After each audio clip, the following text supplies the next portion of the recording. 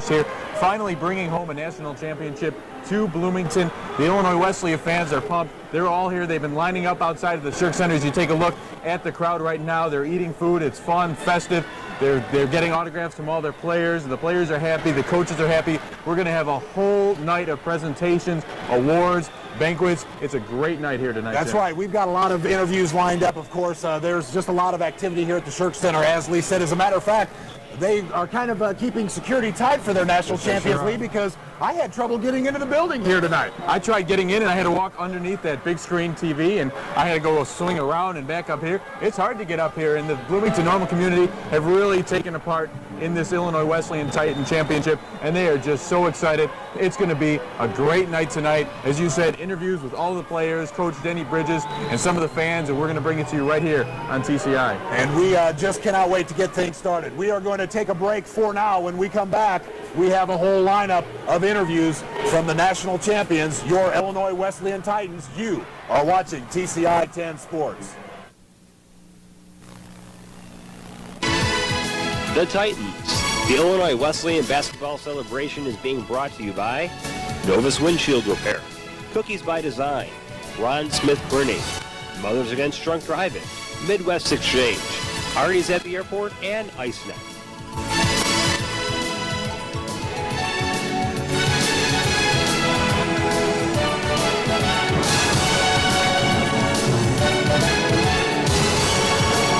Welcome back to the Shirk Center. I'm Jim Ahart. It is the Illinois Wesleyan Titan National Championship celebration here on the campus of Illinois Wesleyan. I have the opportunity to be joined by Coach Denny Bridges.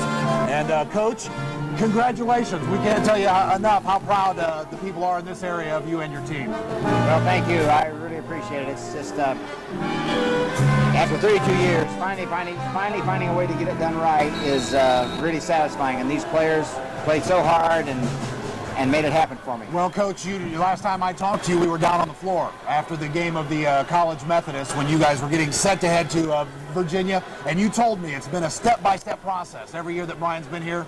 Well, partner, I'll tell you what, you did a great job, and you brought the trophy back home to Bloomington. Well, it wasn't easy. After we left here, we ran into some problems in Salem. We lost Andy Boyden and we lost Matt Hoder, and everybody stepped it up just a little bit and found a way to win. Coach, let me ask you, now that the season's all over with, what do you feel were the key factors for your team this year? I think more than anything else, chemistry and believing in themselves. We lost a lot of talent off of last year's team, and there were a lot of question marks, but as soon as everyone found that the freshmen were good, the JV players could play, Brian was a kid who was a leader and passed the ball around, and this is just the way this team got along as a team. Well, I'll tell you, you kind of mentioned a little bit at the beginning of the season, everybody kind of had you picked as not having a good season because of all the players you lost. Right off the bat, it was 15 games before you lost the first one, I believe, if I'm not mistaken. It's kind of the same thing coming into next year. You're only losing the two seniors, Passetti and Crabtree. As we've talked about, Crabtree's going to be a big loss. But still, don't you think being the national champions and only losing those two players that people are going to kind of expect you to do as well as you did this year? Well, expectations are always high for our team. We'll be the favorite to win the conference championship, I'm sure. I know our players will want to go back to the Final Four, and they know what it takes. It will be a little harder next year, and that we won't be able to host the sectional. The sectional will be hosted in the West region, so that'll mean going through Wisconsin Whitewater or Wisconsin Platteville. So there's a little bumpier road. It's a road that can be traveled. Well, as your team knows, it's faced adversity and it overcomes it. What do you think as a coach about the games being played back-to-back in Division III? Do you think there should be a day of rest in between there? I guess it would be better for the teams, but I don't think it would be better for the tournament because a lot of people commit a lot of time and a lot of resources to come and watch us play. And if you went all the way to Salem on Thursday and had to stay Friday and had to stay Saturday, that'd be adding a lot to your expense and a lot to missing work. And so I suggest that probably we better leave it the same way. It's the same for both teams. Both have to play on Friday night, turn around and get ready for Saturday. And so I think to mess with it would be wrong. What did you do to keep the spirits of Andy Boyden up? Andy was playing great. After he suffered that injury early on in the season, he came back and personally, Coach, I thought his post play really towards the end of the season was the best that he's done. And then all of a sudden to come up and become ill and not even be a part out there in Salem, be able to play. How did you keep his spirits up? Well, I talked to him a lot. The players were really great around him because they weren't around him too close. We had to move his roommate out of his room because we didn't want anybody else to get mono.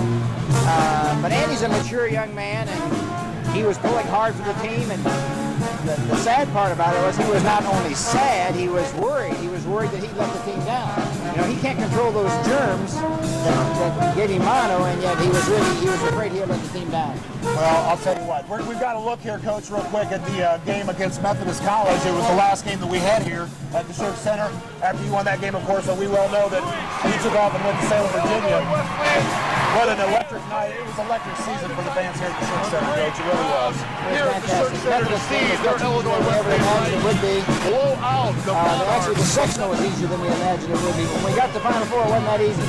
Well, you know what? I don't know that it was really that easy, or your team was just focused, Coach. I mean to tell you, we talked about the Rose Hallman, and that Rose Hallman took a number of years off of my life. I'm sure it took a number of years off your life as well.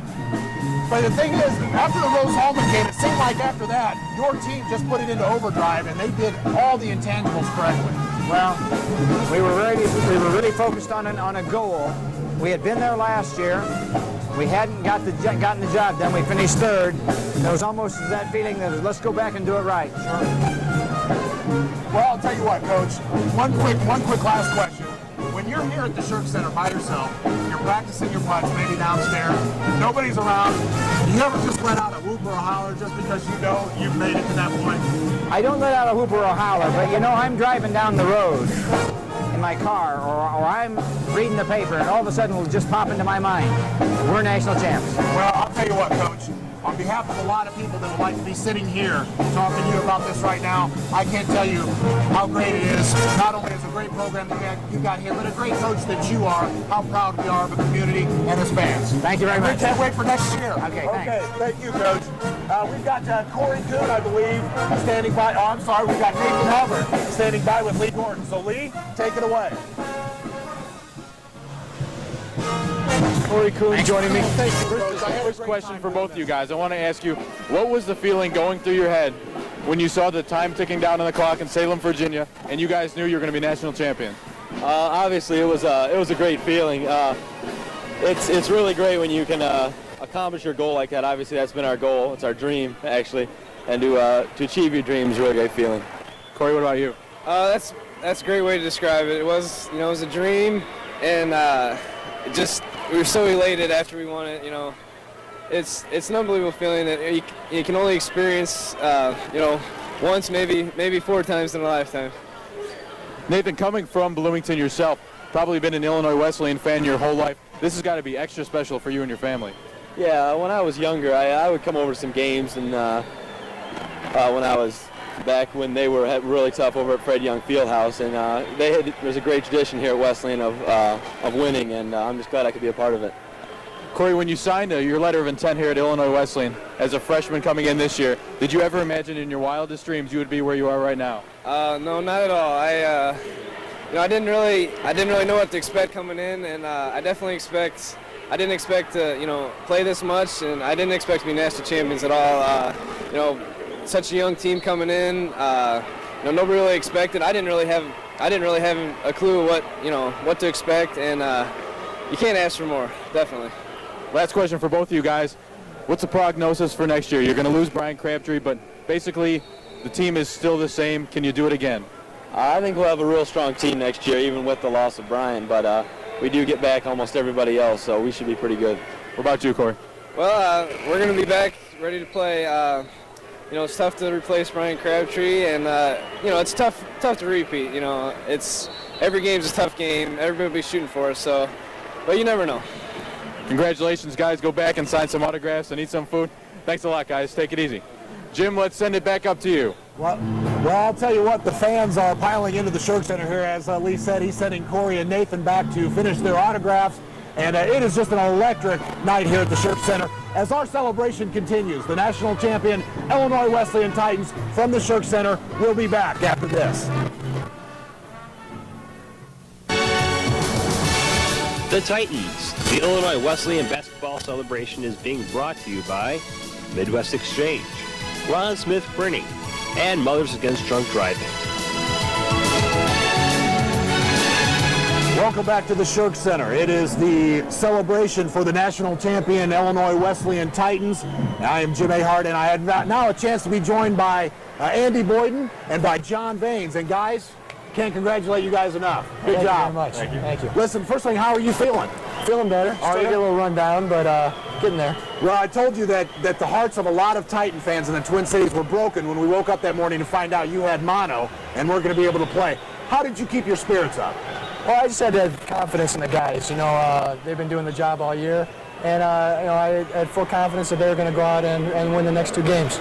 Well, one of the things that I was talking to Coach Bridges about is after you came back from the injury in the season, I thought your post play, you and I talked about, I thought your post play, it just kept getting better game by game.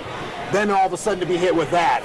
Are there any goals or anything special that you're gearing up for next year? Well, I think just to be healthy, number one, right now.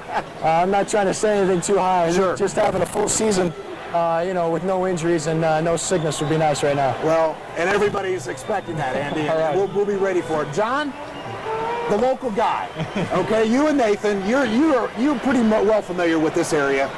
What do you think the general response is overall of you guys bringing home a national championship to the Twin Cities? I mean, this is overwhelming. I mean, this whole celebration, the papering, I came back from Virginia and picked up the paper, and the whole front side was Wesleyan, and that, you know, that to me is unbelievable, and we've just been grasped with open arms in this community, and I just love it. Well, and it can be very well shown by the turnout of fans that have come out here tonight to get the autographs. The line here is enormous.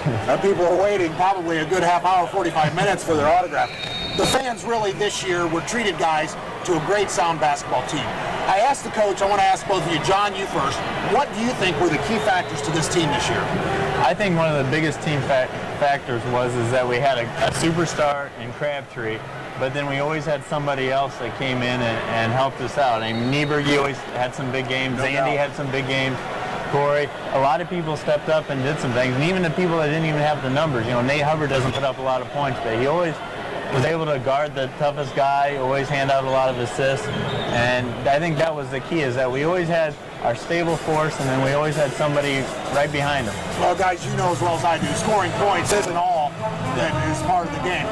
Andy, what do you feel the key factors were this evening? I think John alluded to it a little bit. We were a team.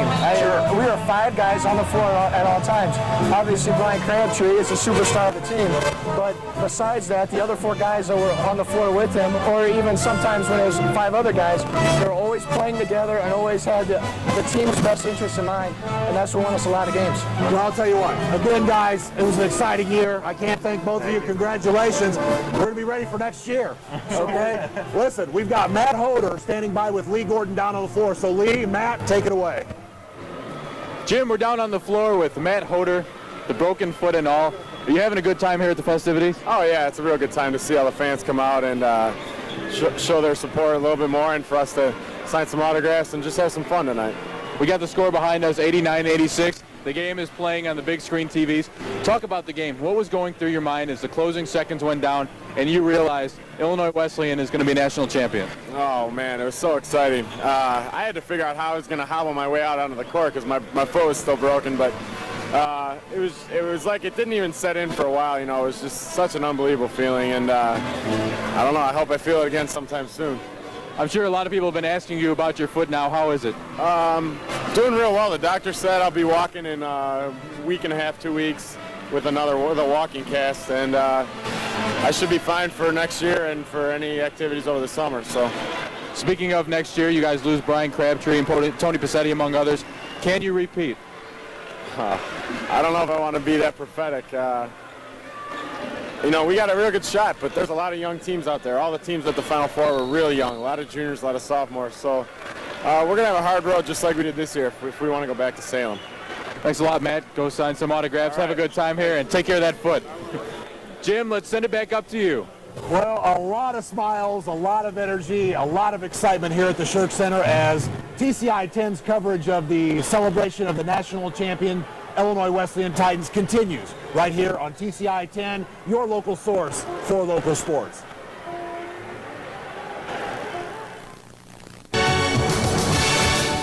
The Titans. The Illinois basketball celebration is being brought to you by Arnie's at the Airport, IceNet, and Ron Smith Printing. Welcome back to the Shirk Center. It is the celebration for our national champion Illinois Wesleyan Titans. I am Jim Ahart, joined by Lee Gordon and a host of others. At this time, I have the chance to be sitting next to one of the big surprises for Titan basketball. A lot of people knew that Brent Nieberge could play basketball, but they had no idea, Brent, that you were going to come up with the kind of year that you did. Lee and I were looking at earlier. There were like close to 14 games where you led in rebounding. What is it that you try to do to try and make up for your size down low when you're going in for rebounds? Just to keep busy, don't stand still, trying to see the shot go up and move to where I think the ball is going to come up, bounce off to. And even if I don't get to the spot I want, I kind of just try to work around the basket. Sure. Yeah. Let me ask you this. Boyden goes down before you guys head out to Virginia. Everybody knew that he was going to be out. You get out to Virginia, you advance to the national championship game. All of a sudden, Hoder's got a broken foot. Was there a point in time where you were thinking, man, all the cards seem like they're just being stacked against us? Was there a time that you guys got down, or Brent, did you guys just, like you did all year, just look adversity in the eye and go on? It was something where we just kept fighting our way through, We knew Matt Hoder went down. We didn't know if he was out for the game. It was just something where you keep playing, you can't let that bother affect how you're going to play. And with Andy, it's kind of a different situation when going into the game that he's not going to be there. But we felt confident the people would fill in for him, and everybody just had to pick up their game a little bit. And pick up the game they did. Yeah. How does it feel to know that you were part of a national championship team? Well, you tell everybody it's just an unbelievable feeling, and I don't know if it'll ever really soak in or sink in, but when I went home this weekend, and all your parents and the family and friends are asking about it, and you tell them about it, that's when it really started to say, this is really something special. Well, let me ask you this. Outside of Two Topless, do they have a sign that says home of Brent Nieberge? No. Not yet, anyway. Not yet. Hey, give it some time. We still have some time here at Illinois Wesleyan. It could happen. Listen, what was it like? Give the viewers, the fans, an idea. What was it like playing with a player like Brian Crabtree, the kind of caliber player that he is? It's just something where it's a once-in-a-lifetime thing. You don't get to play with players like Brian very often.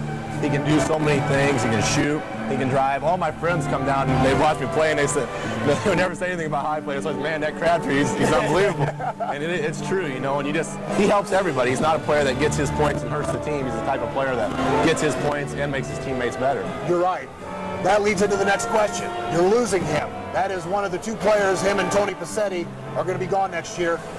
What kind of prognosis do you see for the Titans for next year, Brent? Well, we're going to miss both of them guys a lot. No doubt about it. I think we'll be okay. We got some really good players coming up. Matt has proven, and John Baines, all them guys have proven that they can play at this level. And Brent Nieberge. Yeah, and everybody has. So sure. With the guys we got coming back, I think we should have a real good year, barring unforeseen injury or something like that. And you just like you guys did, you take game by game and just see what happens.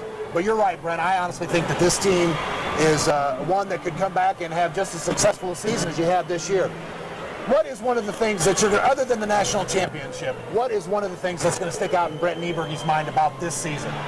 Well, just the way the guys got along and how hard we played. No matter what, like you said, we did face a lot of adversity throughout the season. Sure. But we never had guys complaining, and we got a lot of guys that could be playing more. You can make a case for some of the guys on the bench, but there's just so many talented players. And when you get a team like this, certain people are going to have to make certain personal sacrifices for the team, and we got a lot of guys that do that, and that really shows, I believe.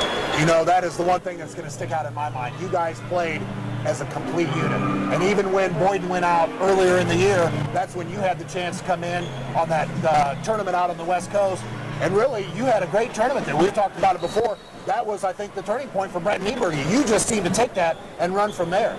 It was definitely like a springboard. I'd been playing well in games before that, then I'd have a bad game, and then in the tournament it just kind of seemed like everything started to I just got a better feel for everything. I started to become more consistent. What are the things that you're going to work on in the offseason? Is there anything that you have your goals set on for coming into next year? Pretty well the same thing I work on, just lift weights, work on rebounding, staying in shape, trying to play a lot, and my free throw shooting. Whenever you play collegiate sports, there is no off-season, is there? No, we took about a week off. Well, listen, Brent, like I told Coach, I told the other players that I've had a chance to talk to, This community is so proud of you guys for bringing home the national championship, and really, it was a great season. It was a fun season here on TCI 10, us being able to watch the games here at the Shirk Center and even in the postseason. We can't thank you enough. And Brett, we're looking forward to next year. So are we. Okay, Brett. Brett Nieberge, had a chance to talk to him. Now I believe that we are going to send it down to Tony Passetti, the senior. Lee Gordon's going to talk to Tony Passetti at half court. So Lee, Tony, take it away. Thanks a lot, Jim. We're literally on the floor of the Shirk Center. I'm with Tony Passetti. And Tony, I want to ask you a question. As the closing seconds were going down in Salem, Virginia, and you realize you're going to win the national championship, what was going through your head at that very moment? I couldn't believe what was about to happen. It's something we've worked for the whole year. We've worked really hard to do it, and those last couple of seconds, I knew we had it. I was just so excited I couldn't even control myself. In the 4 years you've been here, this is not necessarily the best team on paper that you've had, but how did this team win the national championship over teams in the past? Well, I mean, everyone said that to us, and we just found a way to win. I mean, we never gave up. Played really good defense. Played together as a team. We're real unselfish, and we just found a way to win. When you first signed your letter of intent here, when you talked with Denny Bridges, and you decided to come to Illinois Wesleyan, did you ever think in your wildest imagination that in your senior year, in your final season, in your final game at Illinois Wesleyan, you'd be bringing home a national championship to Bloomington? No, I honestly didn't. It's just a great feeling. It really hasn't even sunk in yet that we're national champions, but just a great feeling. Are you a little upset about leaving? Yeah, I'm a little upset. I mean, I'm happy, to be moving on and stuff, but I'm gonna miss all the guys. I made some great friends, and I think they're gonna be able to do it next year too. So. Any desire to go into basketball coaching when your days are done? No, not really, not at all. Well, have a great time here. Sign some autographs. Don't let your arm get too tired. Thanks a lot, Tony. Jim, let's send it back up to you. Well, one of the things, Lee, that is evident here tonight are the smiles on the players' faces, on the fans' faces. It is the celebration for the national champion Illinois Wesleyan Titans, and it is happening here at the Shirk Center. We're going to take a short break, but right after this, we'll be back with more interviews. Stay tuned to TCI 10, your local source for local sports. The Titans, the Illinois Wesleyan basketball celebration, is being brought to you by Midwest Exchange, Ron Smith Printing, and Mothers Against Drunk Driving. Welcome back to Illinois Wesleyan celebration here at the Shirk Center. We have found one of Illinois Wesleyan's biggest fans on the floor, Dave LaRochelle.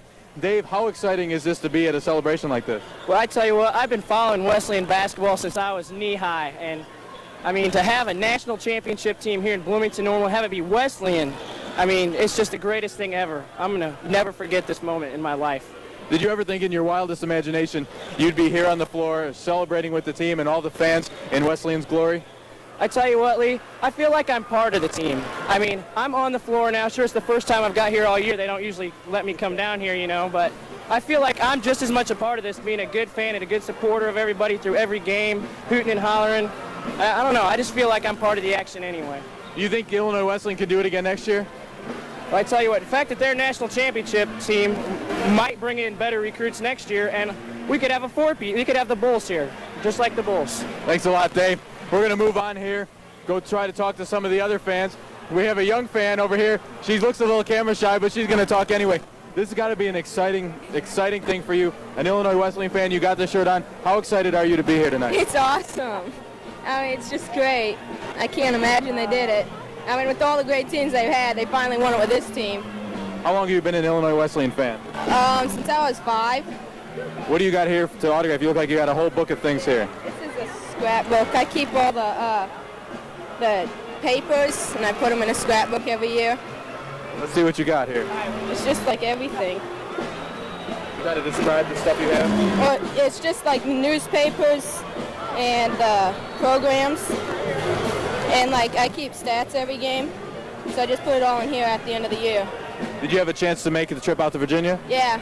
How was that for you? That was great. Thanks a lot. Go enjoy the rest of the celebration. We're going to move on down the line here, try to get some more Illinois Wesleyan fans if we can. We got a couple of young kids here. Guys, you want to talk real quick? How exciting is this to be here at the Wesleyan celebration? Exciting. Are you a big fan of Illinois Wesleyan? Yeah. Who's your favorite player? Brian Crabtree. Are you going to miss him because he's finally graduated? Yeah. Did you guys have a chance to get out to Virginia to watch the game? Yeah. What was your favorite memory of this whole year? When they won the whole thing. Thanks a lot. Hey, buddy, who's your favorite player on the Wesleyan team? Corey. Corey Kuhn. Did you get a chance to go out to Virginia and watch them play in the national championship? Yeah. Are you a basketball player yourself? No. No? You don't want to get out here and go dunk a ball or two? No. Nothing like that?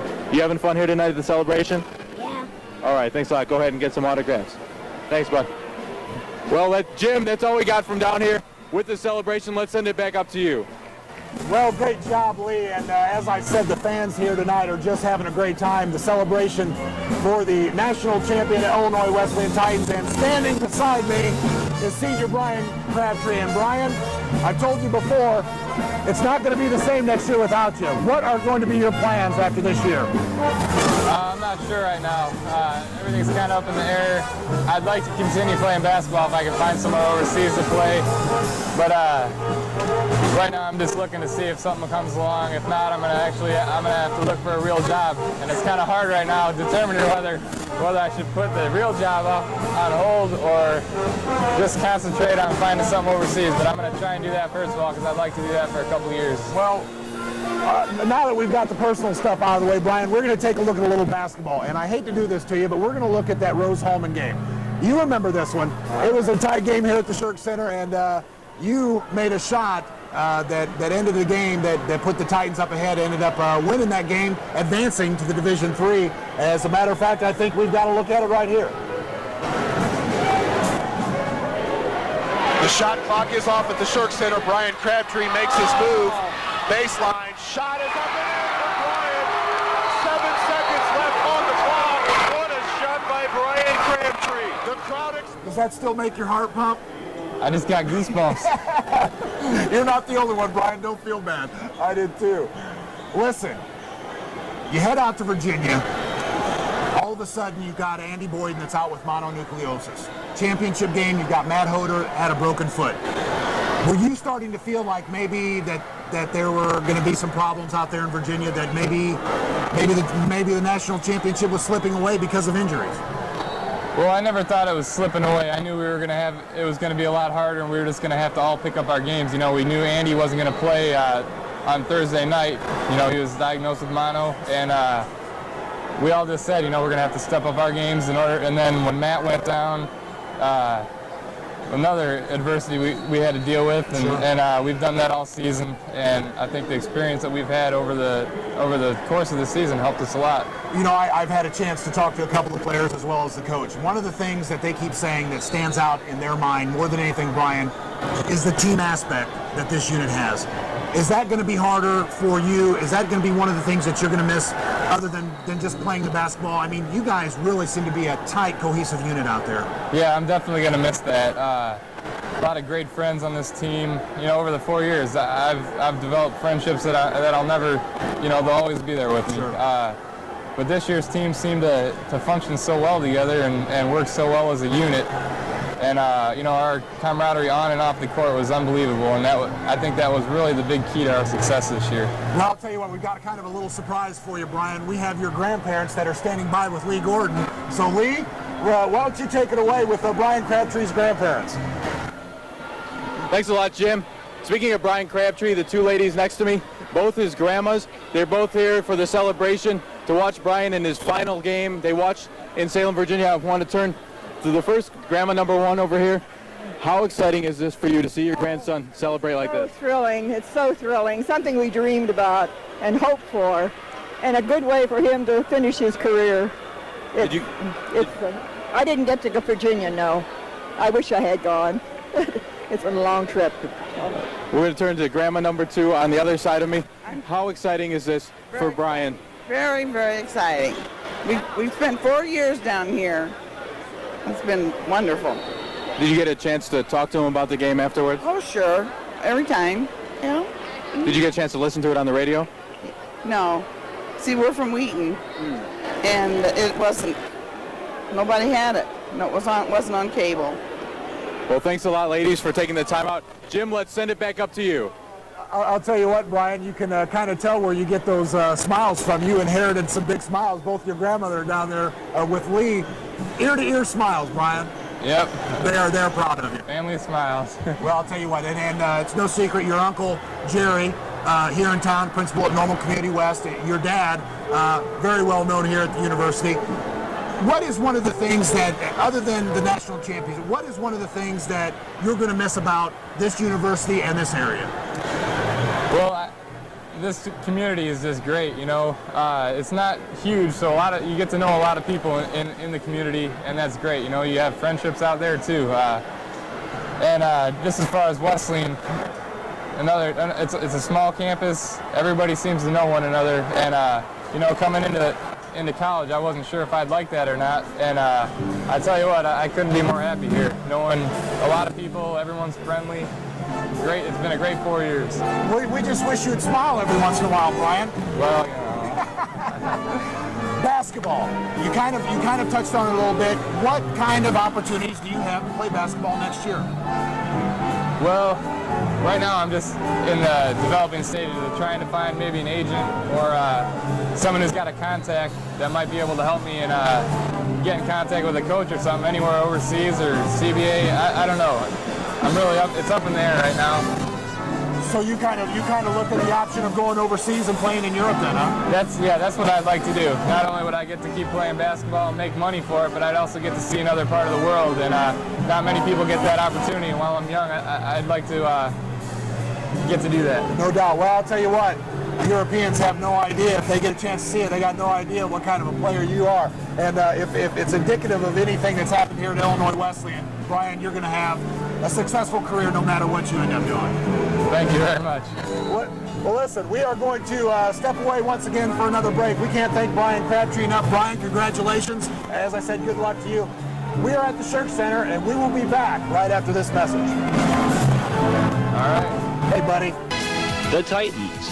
The Illinois Wesleyan basketball celebration is being brought to you by Novus Windshield Repair, Cookies by Design, Ron Smith Printing, Mothers Against Drunk Driving, Midwest Exchange, Arnie's at the Airport, and IceNet. Welcome back to the Shirk Center. The celebration continues for our national champion Illinois Wesleyan Titans. There you get a good look at the trophy, Jim Ahart and Lee Gordon. And Lee, we just came off of what seems like one hectic moment of interviews, one after another. But one thing, Lee, that I noticed, this team and the coach, the fans, a lot of smiles here tonight at the Shirk Center. A lot of smiles by the teams, the coaches, and especially the fans.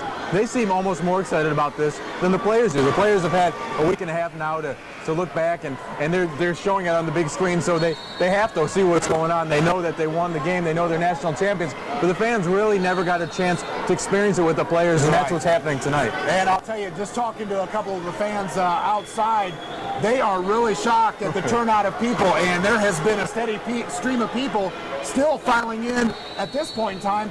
That just goes to show how proud this community really is of this Titan program. I was just talking to Stu Salowitz a couple minutes ago on the floor. He said former players from the Chicago area, from all over, have come down to the celebration. He can't believe how many people are here. No one really can believe how many people are here. We asked all the players before the interviews. I was talking to them. I said, you know, did you expect this big of a crowd? They said, no way. They said, if you would have seen the crowd last year and compared to the crowd this year, they said it's like world of differences. But that's what happens when you win a national championship. That's the truth. The only thing we're lacking is a call from the president, Lee.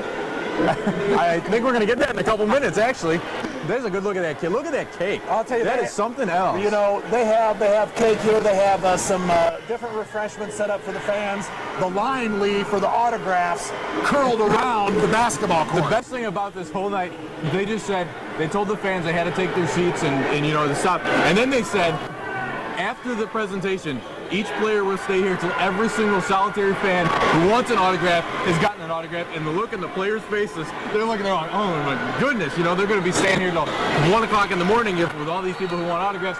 But that's the type of community these people have. That's the type of team they have. And I'm sure Denny Bridges installed that into these heads. You're going to sign every single solitary autograph, because if these people have enough, they want to show up, they want to support their team, you might as well reward them with an autograph. And you know, we didn't help it much by pulling them away from the autograph line. We kind of caused delays because we had a lot of interviews. We're like a traffic jam up here, if you will. We're up here in the corner. We're not minding our own business, asking him to come up. You had Brian Crabtree sitting right next to you. He got about 2 feet behind us, and about 300 fans just attacked him.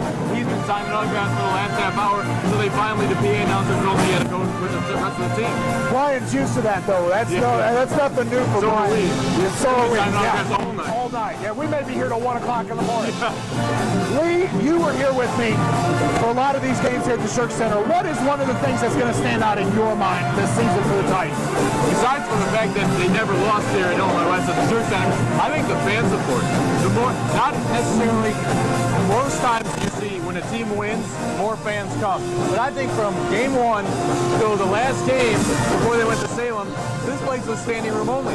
All they talked about was Illinois Wesleyan basketball. Coming in here, you walk down the tunnel downstairs, you see all the green shirts and the white shirts and the little kids with the pom-poms and the T-shirts and the basketballs, all waiting after the game for the autographs. That's what I'm going to remember the most, the enthusiasm of the fans and the enthusiasm of the people in this community supporting this team. It's unbelievable. It really is. And this community really loves Titan basketball. It's evident just by the turnout here at the Shirk Center this evening. A celebration for the national championship. You don't know. A lot of people, you hear a lot of talk. A lot of the fans are going back and forth saying next year they still could have just as good a team as they had this year, so coming up for next year. And they're right, but the expectations are a little bit different when you actually get down into game situation and the season starts. But these fans are ready for next year, and if you were to tell them that the season was going to start next week, they'd be ready to go. The weird thing about this is, I asked Tony Passetti this team that they had this year, the national championship team, in his 4 years, on paper, was not the best team that they've had.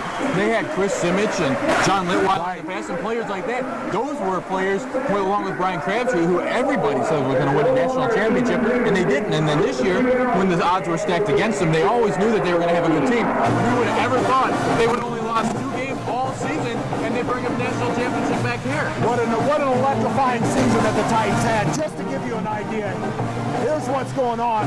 We are waiting for the introduction of President Minor Myers Jr. As you see the team coming on the court, and you get a good look, Lee, at the crowd. Matt Hoder with the broken. There's Corey Kuhn. Mike Pope, there's just all of them. Look at the smiles on their faces. They just are absolutely soaking this up, Lee. The funny thing about it, Matt Hoder said to me before, I asked him if anybody had been asking him about his foot, any medical injuries, and I said, what are some funny things people said? People were asking him if he's ever going to walk again, kind of questions like that. This is just a great atmosphere. Everybody's got a good time. The music playing in the background. There's Denny Bridges, a smile on his face. That smile is going to be remembered for a long time, and I think we're going to get a little speech from the president in a couple minutes. We are going to send it to President Minor Myers. Ladies and gentlemen, we are here to celebrate big time and have a first-class Titan celebration of achievement and effort.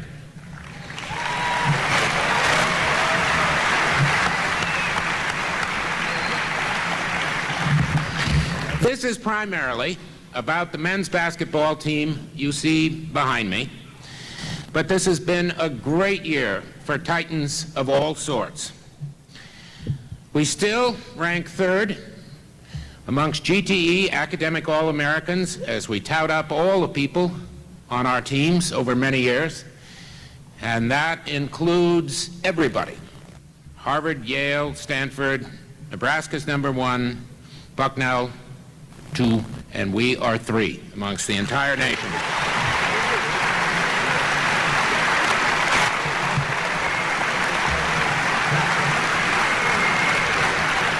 Needless to say, we need to do better. Women's basketball had its 5th consecutive winning season. Volleyball at 27-11 had its 2nd best season ever. Women's soccer 12-8, its best of all time.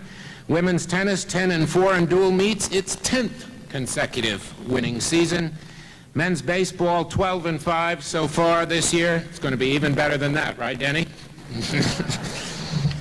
Indoor track, Nikki Frank, class of '98, won the NCAA Division III National High Jump just the week after she ended her basketball season. And in women's swimming, Laura Carroll of the class of 2000 made All-American in 2 events in NCAA Division III.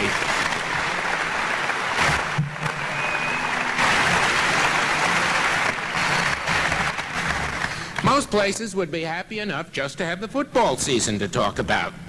The players were 9-0 on their regular season, went one more into the finals and made it to the quarterfinals. Our senior quarterback, Lon Erickson, was of course the recipient of the Gagliardi Trophy, Outstanding Division III Player of the Year in the United States.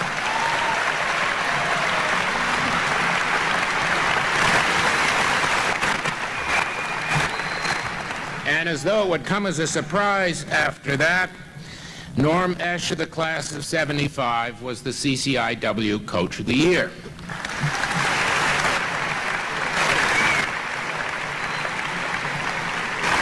And then, just to show that we really remember, this year at the annual banquet when many of these awards were presented, 5 or 6 athletes of some time ago were singled out for special achievement, and one of the recipients of the NCAA Silver Anniversary Award was none other than Ed Rust of the class of 72.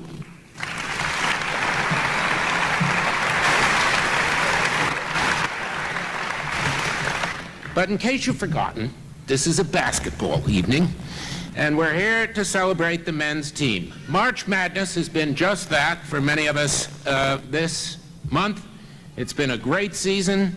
Arizona won Division I, and we, of course, won Division III. But I want to invite you at this point to imagine the detail of a game. See if this sounds familiar. The Titans are playing, and early in the game they go ahead. As things go on, they're ahead by 15, 18, 15, 18, they're ahead. Into the third quarter. Fourth quarter, the opponent creeps up, reaches parity, and gets ahead. But the Titans don't give up. They keep going, and in the end, they win 67-64. Now, see how much enthusiasm? You don't even know what game this is yet. This probably sounds like one of the Virginia playoff games. It isn't, though it's Titan to the core. You know, a lot of people would have given up. The Titans stay with it, and you behold the results at the end. This is, in fact, from the Christmas tournament of 1982, when Illinois Wesleyan, this year's Division III winner, beat Arizona, this year's Division I winner.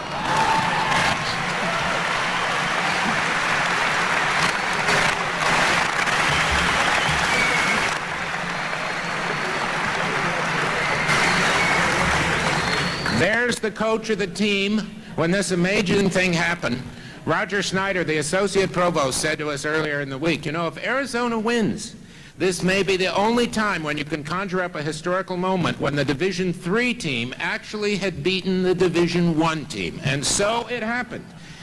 Here's the coach, and if my sources are right, we have at least 4 from that team here tonight.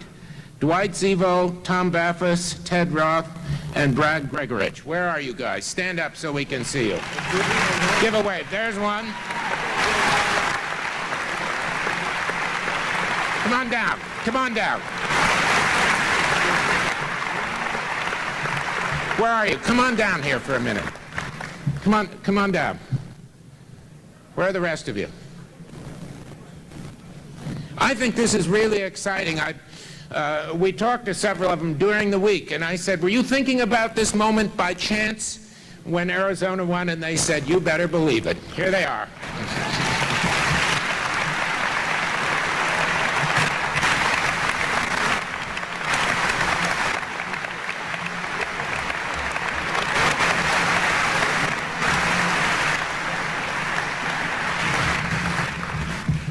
Coach, did you ever think you beat the Division I winner of the year?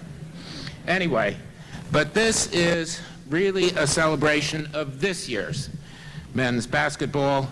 It's been a wonderful season because of the cheerleaders, because of the Titan Band, and if you've liked the Titan Band all during the season, they and their colleagues perform the Wind Ensemble tomorrow night in Westbrook, 7:30. There'll be some loud, brassy stuff. I said, are you going to play the fight song? Well, we don't have it scheduled. But go see, and a special thanks to Professor Roger Garrett, who has been shepherding the band along, and especially Allison Isbron, their conductor this year. Thank you.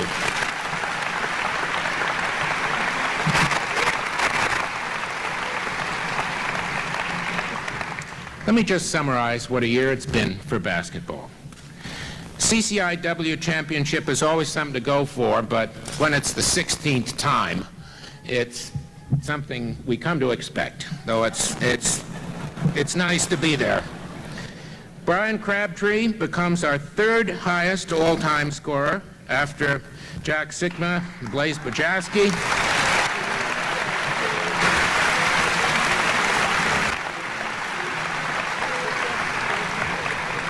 He goes on the Academic All-American list, and he is National Division III Player of the Year, voted by the National Association of Basketball Coaches.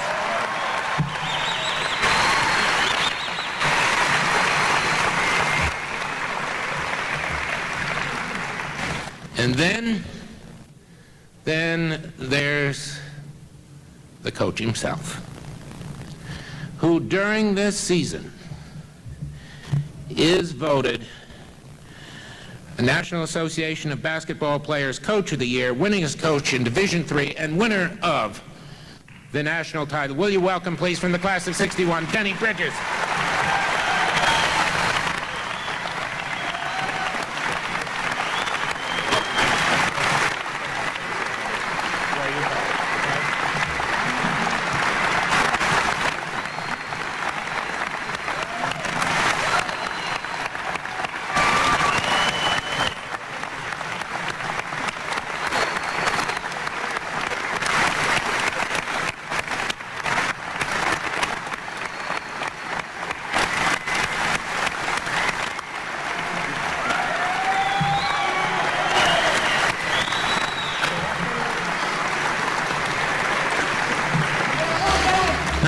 You don't want to hear me, you want to hear Denny, but I've got a few more things here that he doesn't know about. We have some greetings. First, from the Board of Trustees, Craig Hart writes, on behalf of the board, I congratulate you, the other coaches, and the 1997 national champion titles. As trustees, we are pleased to serve an outstanding university that is filled year after year with students that give us much pride and satisfaction. This year, we also have been privileged to share in perhaps a once-in-a-lifetime experience as the basketball team captured the national championship. We applaud their commitment, determination, and achievement, both academically and athletically, and we thank you for coaching them to such heights. Craig Hart.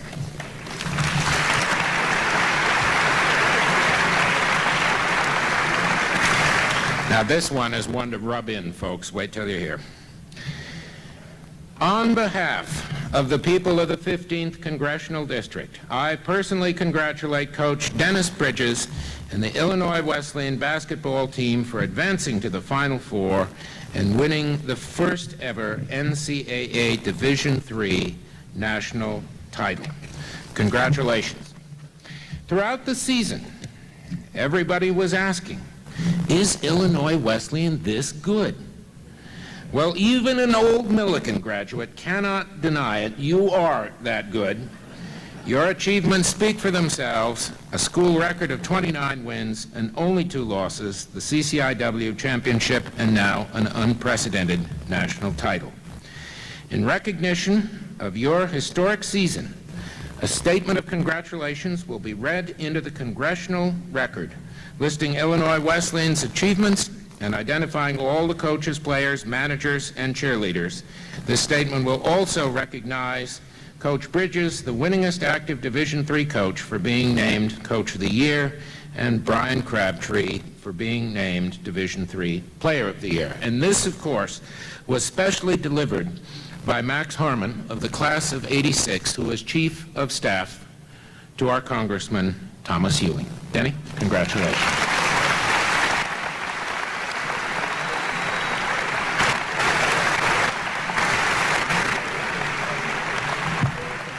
and then one more, and then we have a presentation. Congratulations to the Titans on winning this year's NCAA championship. There were many reasons why the team may have not won the prize, but with the outcome, it is very apparent that the strength of the Titans was more than just basketball skills. As a former Titan player and as a member of a championship team, I know there are many feelings that come to the surface once you have a chance to reflect on the accomplishment of achieving the ultimate goal. Personally, I want to express my happiness for Coach Bridges. This is very much something you deserve. You have positively affected many people's lives, and besides your family, probably none so much as mine. You are always ready to fight the good fight. The strength of your commitment to the basketball program, athletics, and especially the students at IWU speaks for itself and is important as an example for all. Now, these are words to remember. There is a permanence to the trophy in the trophy case and the championship banner hanging from the Shirk Center. There is the joy of sharing the experience with those closest to you and with everyone connected with IWU and the community at large. There is also the feeling of gratitude for having the opportunity to be part of an environment which nurtures this level of success. And this, of course, if you haven't guessed it, is from Jack Sigma of the class of '77.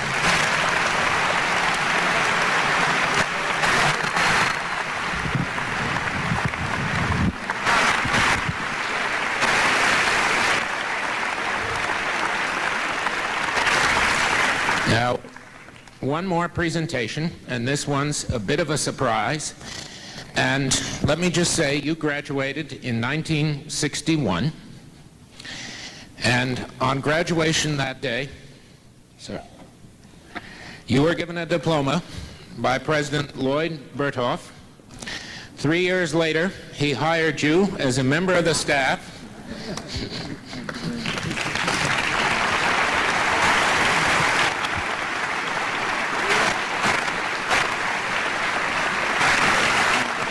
Yeah, you need that. And he is here tonight on behalf of all of us to present a small token of gratitude. Well, Denny, this is not the first time we've been together, is it? Denny came shortly after I became president back in 1958, and I was able to see him in action as a student player. I remember, Denny, that I rode the airplane clear to Kansas City one spring, one winter, when you were playing in a tournament out there. What year was that? Do you remember? I think that was our senior year, '61. I believe it was your senior year, yes. Denny impressed me. I'm not an expert in basketball, and I don't know all the moves, but Denny impressed me as being so short and such a dribbler that he could get down on the floor almost and dribble around, and those fellows didn't see him at all. Anyway, he made a fine impression on that basketball that night. A second time, Denny, that I've had a contact with you was when I signed your diploma. Not only did I sign it, but I passed it on to you in person in '61. Then you went out and coached a while, and Jack Hornberger came to me back in early '64, and he said he had a recommendation to make. I'm no expert in basketball. I'm no expert in athletics. Haven't played since high school in athletics. But I was happy to take Jack's recommendation, and I signed a contract with you in 1964. And you've been basketball coach here and director of athletics most of the time ever since. And I'm happy to be here to be able to present you with a token of appreciation from the trustees, from the university, from the community here. And this, I understand, will take you just about anywhere you want to go to play golf this next spring. Thank you very much. Thank you.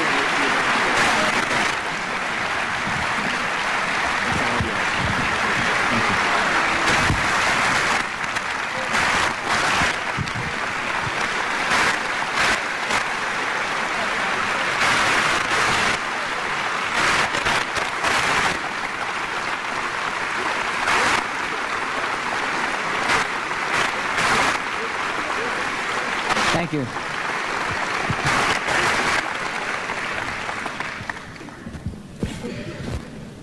Thank you, Dr. Berthoff. I really wish Coach Hornberger could be here. I called both two Jacks after the game in Salem. I called Coach Jack Hornberger and Jack Sikma. And Coach Hornberger, of course, was thrilled. But thank God that Dr. Berthoff, that you took Coach Hornberger's recommendation and hired me at Illinois Wesleyan.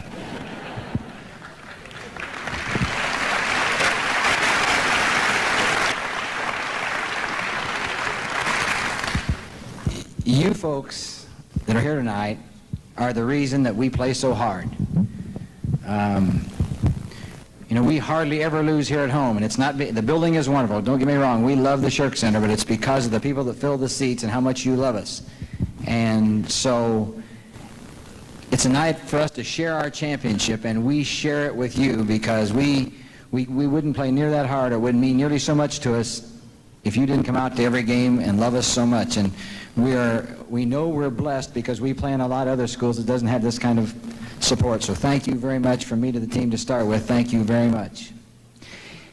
It really hasn't totally sunk in. I've heard from so many people, but I'll be driving down the street and I'll say to myself, we're national champions. I'll be leaning over a putt at Lakeside and I'll think to myself, we're national champions, and that's distracting at a very important time.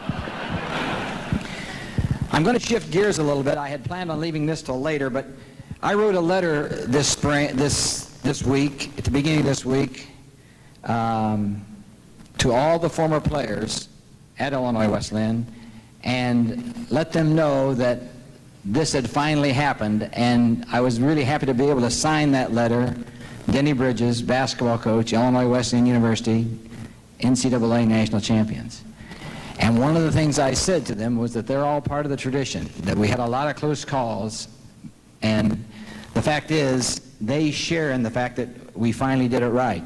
And a lot of those guys are here tonight, and I know that some of them came a long way, and I'm afraid they'll slip out and go home without being introduced. And so I would like all those former players to come down here on the floor and be recognized right now, please.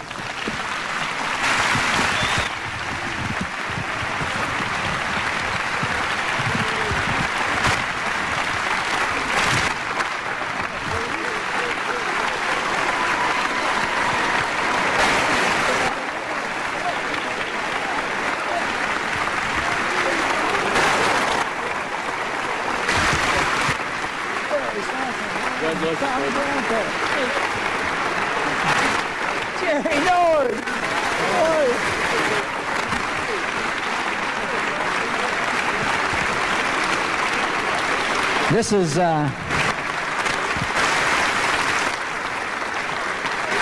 This is fantastic, and I actually got a small inter-office note today from says, sorry I can't be with you for the celebration. My congratulations on a great season, especially the NCAA championship. You make all former Titans proud, and it's from Ken Locke, from my very first team, my very first senior class. So I brought that with me tonight.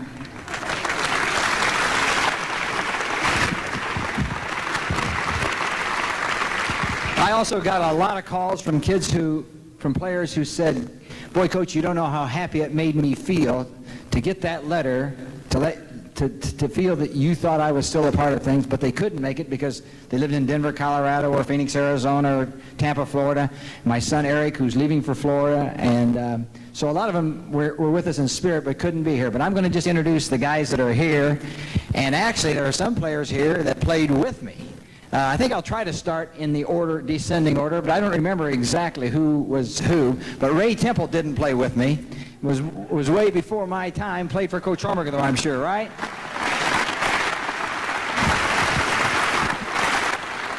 And actually, of all the all-time scores that ever be, the Jack Sikmas and the Brian Crabtrees and the Blaze Bujaski, here was a score: Dean Padgett. When I was a freshman at Illinois Wesleyan, the all-conference team was 4 Wheaton players and Padge. And to tell you how much of a one-man team he is, on his night, Dean Padgett night against Milliken, he scored 39 and we lost. But he was truly a great player. John Hawthorne played with me.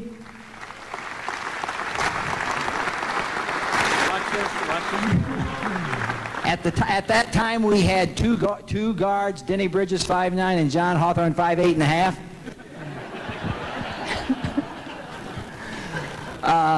Jerry Nord played with me here at Wesleyan and also played with me at high school, at Octavia High School.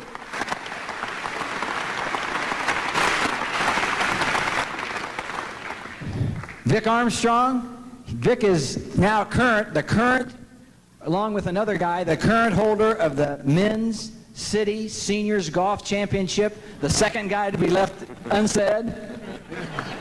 Vic was 6th man on the team that went to Kansas City, quarterback here at school. Jim Gresham was my first ever captain of the first team I had at Illinois Wesleyan, and it was a great team, and Jim Gresham was my captain. Thank you. Jim runs the lock, stock, and barrel right in the shadow of Milliken's campus. So he has to put up with the dumb big blue every day. I may be skipping around a little bit. Jim Braxick. Jim is Billy known as Billy Braxick's brother, but Jim was a great defensive back in football and was a banger on my basketball team. Dwight Zevo. Dwight was one of those guys that played in that Arizona game, and beating Arizona at Arizona, what that probably did was got Lute Olson his job because it got the other guy fired.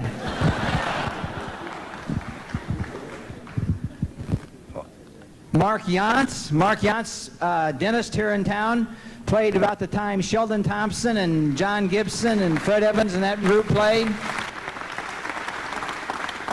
Barry Swanson from Galesburg, Andy Boyden's high school coach.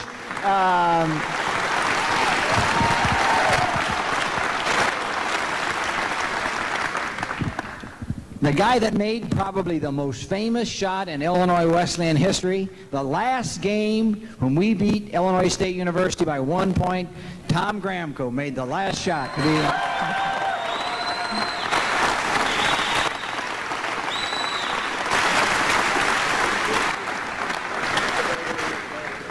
Dr. Dean Gravelin. Dean Gravelin's a doctor in Peoria, and tomorrow I will be recruiting a pre-med student, and I always point to Dean Gravelin as a guy who was maybe the best bio student we ever had here at Illinois Wesleyan. Oh my gosh. Tom Baffus. Tom Baffus, a great rebounder on the team that beat Arizona. And actually, Tom's brother-in-law, Brian Coderre. I recruited Tom. The effect I have on some lives, I recruited Tom and I recruited Brian, and Tom married Brian's sister, so his kids are kind of a result of the fact that I recruited them both. Teddy Roth. Ted played on the team that went to Arizona, right? From Gridley. Eddie Moore. Eddie played on the team that had Jack Sikma. We beat Milliken one night, and we were down 1 with about 10 seconds to go, and I told Eddie to take the ball around and throw it to Jack. Eddie took the ball around, hit a jump shot to win, and he came running over and said, "Coach, Jack wasn't open."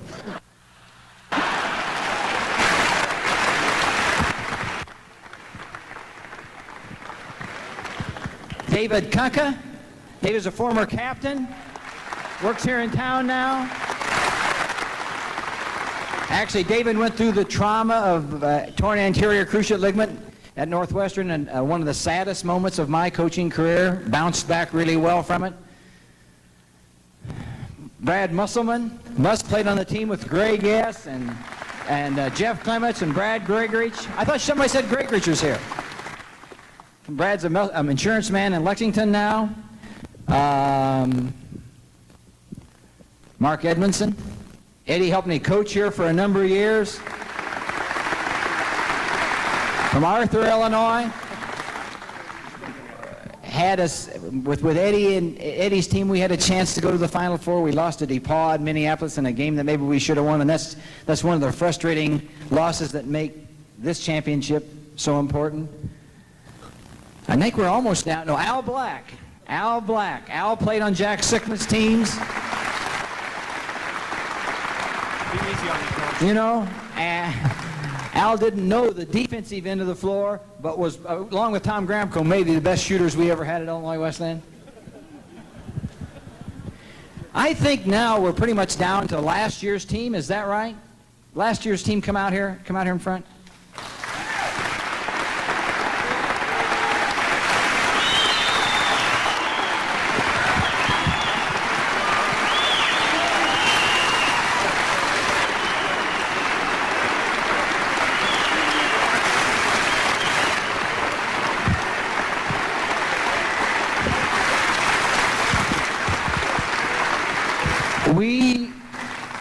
We won the national championship this year, and a whole lot of credit for this year's championship goes to these guys because they broke the cellophane barrier, got us out of the Final 8, into the Final 4, came within a rebound of making this 2 years in a row for the championship. And I was going to save this till the end of the program, but I have something else that I can save.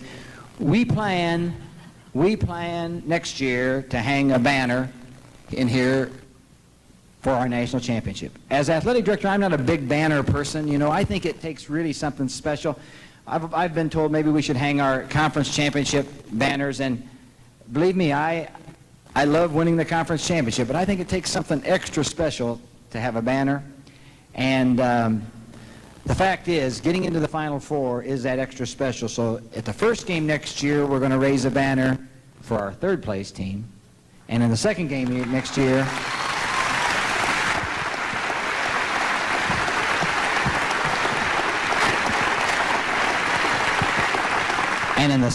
of the year next year, we'll raise a banner for our championship team. And so to Chris Simich, Scott Peterson, John Litweiler, TJ Posey, and Matt Swingler, and to Brady, wherever you are, thanks for making it possible for us to go get there once and know what it was like, and that helped us win it this year.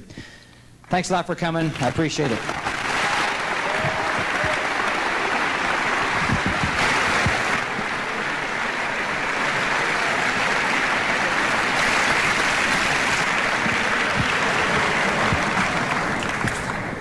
I echo Dr. Meyer's thanks to people like the dance team who performed for you this year, to the band. I know that tomorrow night you got a big performance, and so we appreciate you coming out tonight to help us the night before your big performance. To the cheerleaders who helped entertain you at every game. Those things don't go unnoticed. The team and I appreciate all those things. I'm going to now introduce some of the players, and I'm going to let most of them tell you a little bit what they feel about this experience, because it's important that you hear from them. One of the nicest things that has been said to me tonight as we've signed the autographs was they not only liked how hard we played, but how we acted. And as far as I'm concerned, that makes me feel as good inside as winning the national championship, because I'm always proud of how this team acts and how the teams that I've coached act. First of all, is Nate Ford, our manager, here? Well, Nate Ford is our manager and works hard for us, and I wanted to be sure I thanked him. And then there are some players that aren't out here in uniform that played on our JV team and came to practice every night and got pounded and pounded back and ran zone defenses against us, pressed us, and helped us become the team we are. They're kind of the Matt Hoders of the future, because Matt Hoder did that for 2 years.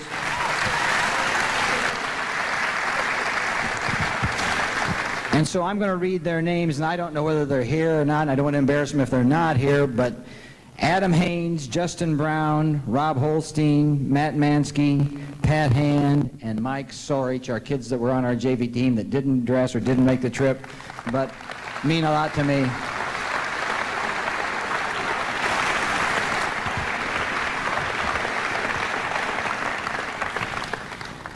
You're not going to hear from everybody, but I'm going to introduce everybody. And the first one I'm going to introduce is Mike Rogers. Just stand up, Mike.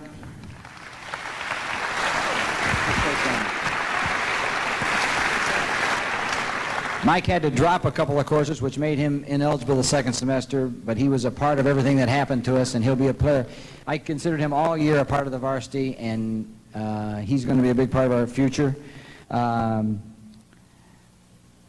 Jerry Happ from New Trier.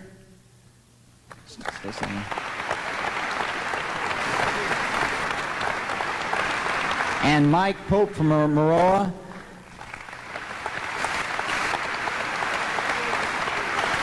These are two freshmen who see Brian Crabtree graduating and are looking at, interestingly, at their minutes, at his minutes. Seth Zeller from Gridley, a sophomore, and Buck Condell.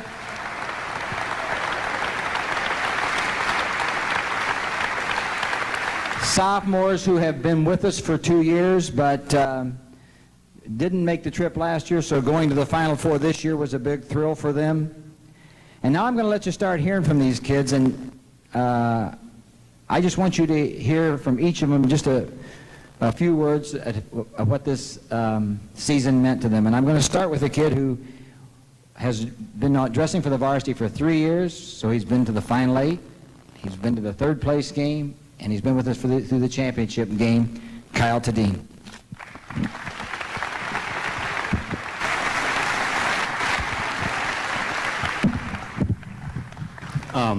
I just want to say that it's just been an unbelievable year. I mean, nobody expected any of this from any of these guys. And first of all, I just want to thank you guys for giving me the opportunity to be a part of this, and also the coaches. Without any of these guys, none of this would be possible, and they've been great. It's been a long year, and sometimes that wears on some teams, but I mean, we kept the morale up a little bit, and everybody kept joking around with each other, and I think that's what kept our teamwork together. And last but not least, I want to thank all of you guys, because without your support from the away games and coming to watch us, and all the people in Virginia, over 1,000 of you, I don't think any of this would be possible, and I'd just like to thank everybody.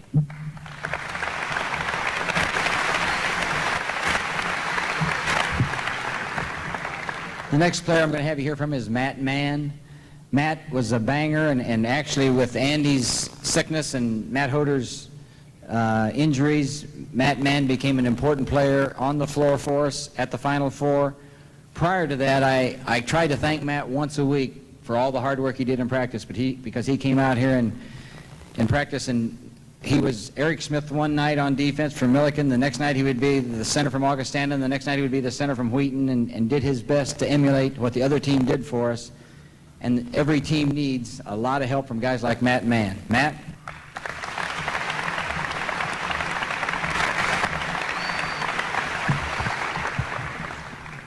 First, I want to say for everybody that was in Virginia, yeah, I'm still shaking. Not as bad though now, but it's still shaking. First of all, I want to thank all the fans.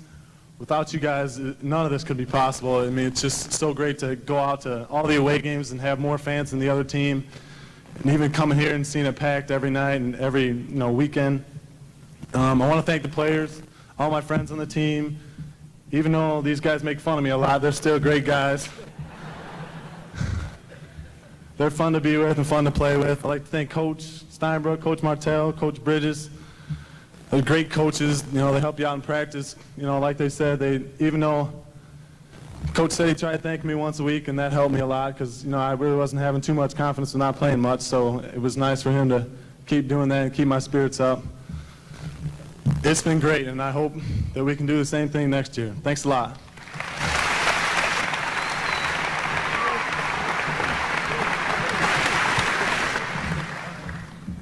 A freshman who played a key role for us this year, coming off the bench at guard. Everybody thought that I recruited him as a shooter, and he is a shooter, but most important maybe is how he played defense. And if you've looked at our team picture tonight,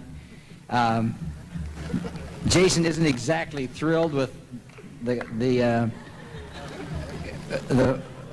face he gave, and the kind of team player Jason is. I suggested maybe I would get a different picture for the trophy, and he says, no, you know, Coach, if that makes the rest of the team happy, just leave this one. Kid that did a great job for us as a freshman, Jason Osborne.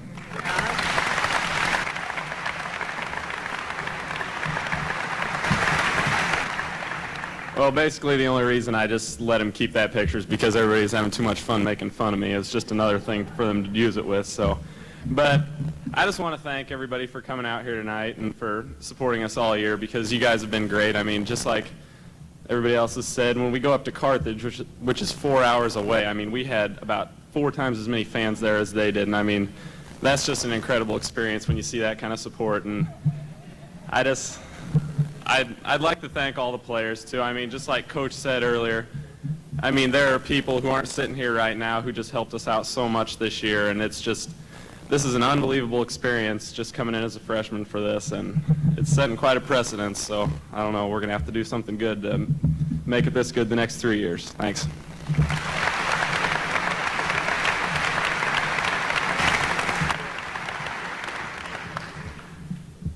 John Baines filled a lot of roles for us this year. He started for us at the beginning of the year, and at the end of the year he was coming off the bench to give us valuable minutes. When John Baines is on the bench, there's never been a guy more into the game than John. When I was recruiting John in high school, the one thing that impressed me most was when the coach would take him out of the game, when Coach Hubbard would take him out of the game, he would hardly rest. He'd be up cheering the other guys on.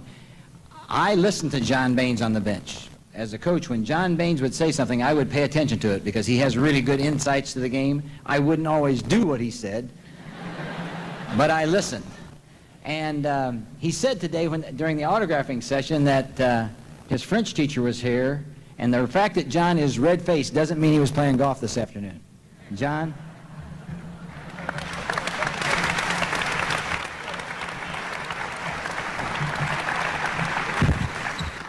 I was one of the people that voted to keep Jason on the picture because as much as they make fun of me, we need to send it to somebody else like Jason. I'd like to thank all of you, first of all, for coming out. This is an overwhelming feeling to win a national championship and then come home and then a week later have this many people still interested. I'd like to thank my parents, Jane and Carl Baines. They are two of the most supportive parents that anybody could ever dream of. And I'd also, on another note, like to congratulate my high school coach, Cal Hubbard, who got 3rd place in the state this year. Had it not been for Cal Hubbard, I wouldn't be able to trip over all these lines in the Shirk Center. So thank you very much for coming out.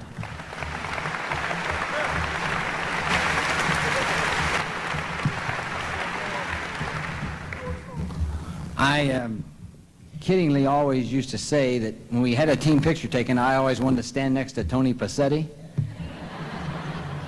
because I always wanted to be taller than somebody in the picture.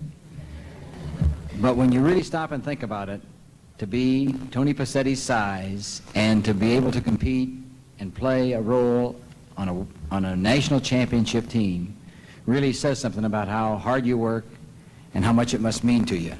And so I would like to introduce Brian Crabtree's best friend, Tony Passetti.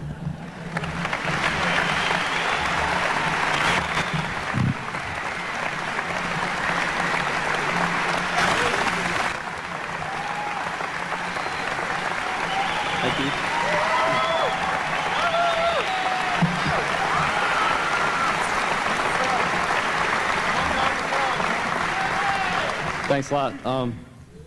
I know everyone came here to hear Brian Crabtree speak, so I'll make this short.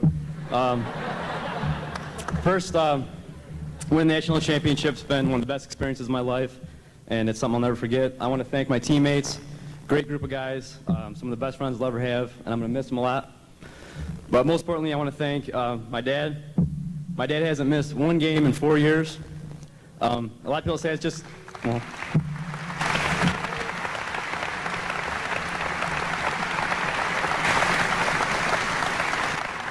a lot of people say it's just an excuse for him to get out of the office, but I think he really enjoys the game. So thanks a lot, Dad. I appreciate it. Thanks.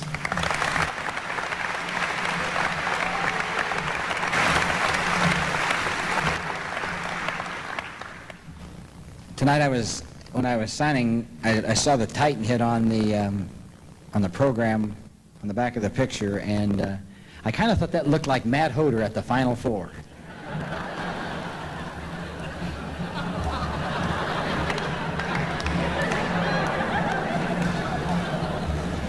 If ever there's a testament to hanging in there, it would be Matt Hoder, because I can't remember when I would have had a JV player who wasn't deemed good enough by the coach to be in the top 15 as a sophomore to come back and, for whatever reason, start the national championship game the next year. And that's exactly what happened to Matt. Matt was on the JV team last year and was a banger and banged as hard as anybody could in practice. But when it came time to name the 15-man traveling squad, Matt wasn't on it, and so he and a bunch of other guys made their way out to Salem. Matt was in the crowd cheering us on.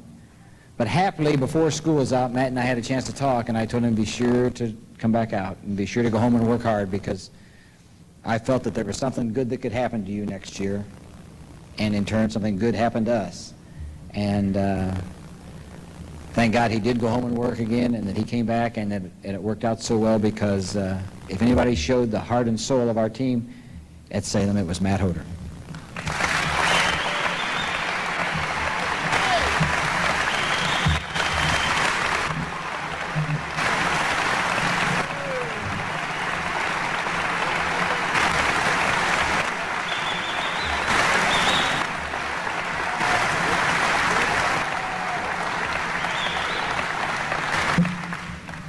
I'm so sick of those crutches, I had to just hobble up here on my own. I come from a family where my brother went to Augustana, my dad went to Augustana, my mom went to Augustana, my sister-in-law went to Augustana. So some eyebrows were raised when I decided I was going to Illinois Wesleyan. And my brother came down to a game and he could not believe what this atmosphere was like. And I said, that's just how Illinois Wesleyan basketball is. It's tons of fans and kids wanting your autograph, and coverage in the newspaper, and something that you don't get at any other small school. And it's all thanks to you guys, because that's what made me come here. Made my decision to come here, because to play in front of a full house every night, there's nothing like it. And so thank you very much for everything. I want to thank my parents who aren't here. They're vacationing in Mexico right now. I guess some things are more important than their son's national championship. I want to thank all my buddies over there. They told me to say something about them tonight, because they wanted to get a little credit. It's been unbelievable, and thanks a lot. This is something I'll never forget.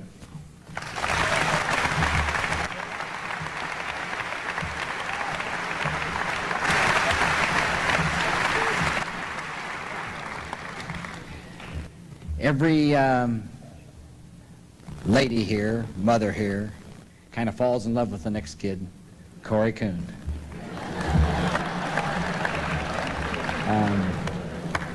We graduated Brady and TJ off of last year's team, and the guard situation at our team this fall was very uncertain, and to have a freshman step in and play with the poise and game-winning abilities of Corey Kuhn was maybe the thing that got us off to the start this year. And so I'd like to have you hear from Corey Kuhn.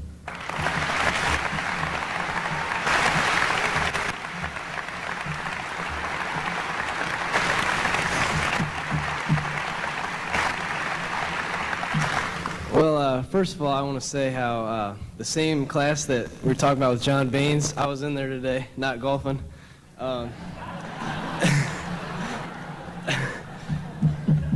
Also, I'll try to keep this short. A lot of people have been talking a lot, but just thank God, thank my family, the fans, all the team, and I have to thank Andy Boyden for putting up with Jason and I, our immaturity. But this has just been an unbelievable first year.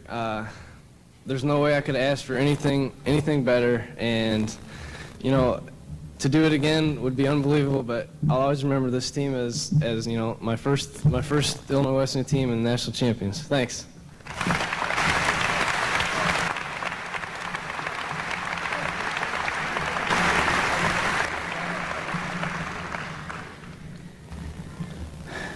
The next player that I want you to hear from is another JV player off of last year's team who banged around with John Litweiler and Chris Simich and Matt Swingler and Scott Peterson last year and never seemed to be able to get the coach's attention.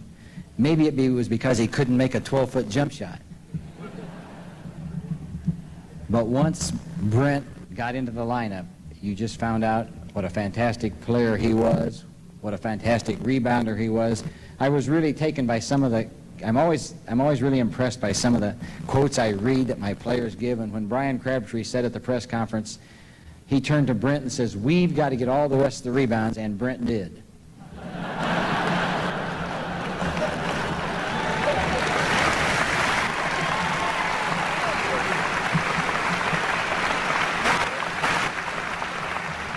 So from the Teutopolis Wooden Shoes, Brent Nieberger.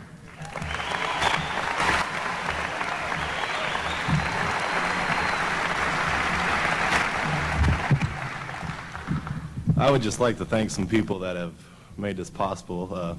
My coach in Teutopolis High School, Coach Crawford, he taught me how to play without shooting a 12-foot shot, I guess. And it's been pretty effective. I got to thank my parents and my grandparents who come to a lot of the games. I got to thank the guys behind me for giving me this unbelievable experience. And I'd really like to thank you guys for all your interest, all your support. It means a lot to us to know that people care about what you're doing, and we work hard, and we see the reward when you guys are out here cheering for us. So thanks a lot.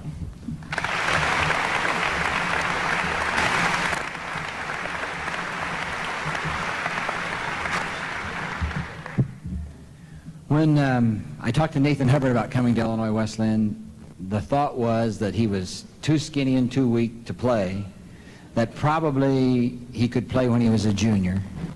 And the skinny kid who was too weak to play with those long arms just does all the little things that make a team go.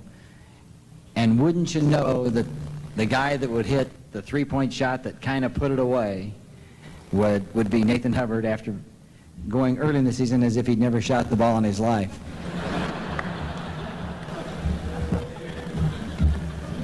But as we went through practices, every time Nathan would shoot the ball when he was going through that tough stretch, everybody on the team kept encouraging him to keep firing it up there. And when it came down to the last 3 minutes against Nebraska Wesleyan and we moved the ball around the perimeter and found Nathan open in the corner, there wasn't a doubt in his mind he was the man to shoot the ball, and that shot might have sealed Nebraska Wesleyan's fate and sealed our national championship.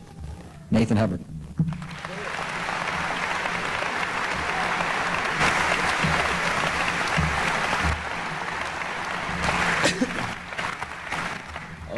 The first thing I'd like to say is thanks, Coach, for getting both mine and Jason's name right tonight. We both have younger brothers that play in the area, and I get called Seth Hubbard, and he gets called Adam Osborne quite a bit in practice, so thanks for that. I also want to basically say what everybody else has said tonight. Thanks for this great support. It really is a great feeling to come out on the floor when you're at somebody else's arena and see that you have more fans there than they do. I also want to thank my family and especially the guys behind me for getting me into this position. Thanks a lot. Honors. Brian's was really an honor because Brian's honor of Player of the Year is voted on by all the coaches in the nation, and so he has to undergo a great scrutiny to earn that award. And boys, I know what I'm doing. Okay. It's amazing how these guys try to help me in practice, try to help me in the locker room, try to help me in the huddle, and they're trying to help me now. They're whispering in my ear. The Coach of the Year is the Team of the Year. It's an automatic, the team that wins the championship, so that's no big deal. But it's a big deal to be Player of the Year. And Brian and I got a great thrill out of being at the speaker's table with Johnny Wooden, Mike Krzyzewski, Dean Smith, all the really important coaches in the nation. And Brian was our captain this year and just did a wonderful job as a leader. You can talk about his scoring, and you can talk about his rebounding, and you can talk about everything he does on the floor, but a young man who really has a lot of class and went to the Final 16, the Final 8, the Final 4, and to the National Championship. It's just a wonderful ride. I'd like to hear from this year's captain, Brian Crabtree.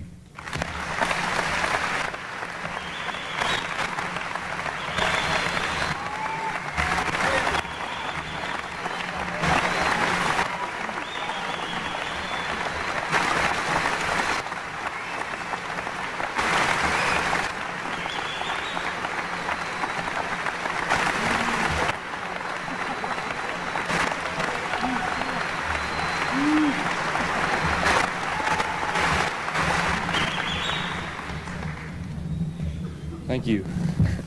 Unbelievable is all I can say. That's about all I've been saying for the last 2 weeks. I'd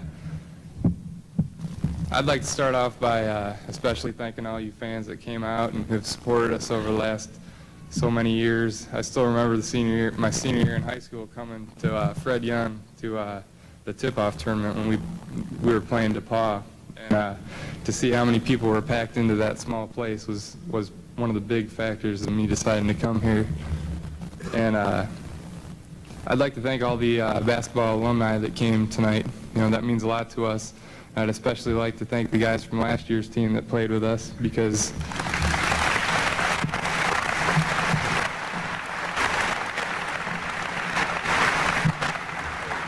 as Coach said, you know, we couldn't have done this without them. We got a lot of confidence last year going to the Final Four, and that really helped us out down the stretch this year, so they deserve a lot of the credit for this year's success.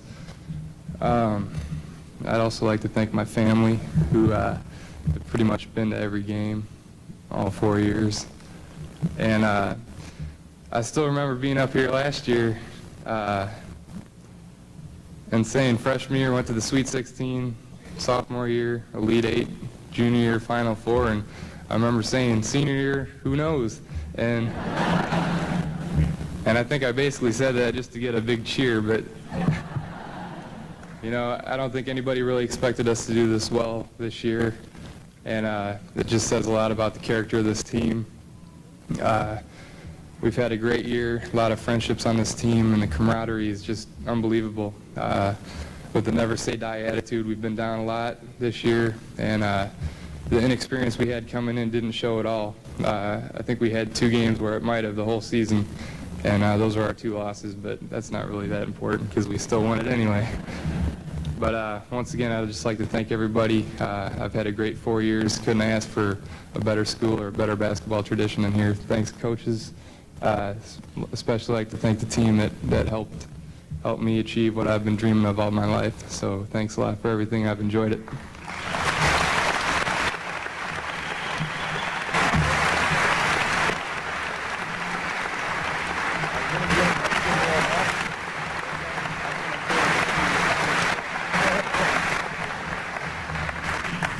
I just got to say that if anyone needs the time, I got it right here on my national championship watch.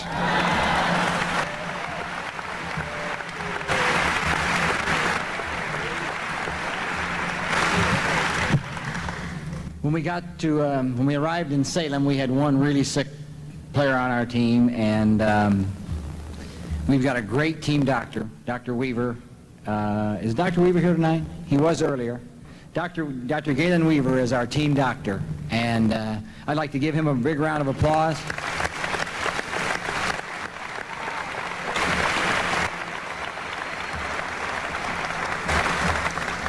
He's, of course, more than a team doctor to me. He's a personal friend, but for our players, you know, he's accessible at home. I know that Corey was sick, really sick, going into the part of the NCAA tournament, and the next day I asked Corey, you know, what he was doing about it, and he said, well, he talked to Dr. Weaver and went over to his house. And so it's wonderful to have that kind of support. And when we got to Salem and we found out that Andy was sick, the first thing we wanted to do was find out, you know, what did Dr. Weaver think? And so we called back home, and Dr. Weaver always puts the best interest of our players first, and he says, Denny, you got to take him to a hospital and get him tested for mono. And if he's got mono, he can't play, because we don't want to take a chance on permanent injury with his spleen. And of course, all the way to the hospital, Andy says, I don't have mono. And Andy had mono. And so the disappointment for Andy was that he didn't get a play in the Final Four. But nobody pulled harder, and nobody played better down the stretch in the NCAA first and second round and the sectionals to help us get to the Final Four. And so an announcement tonight, I would like for you to hear a little bit about next year's team from next year's captain, Andy Boyden.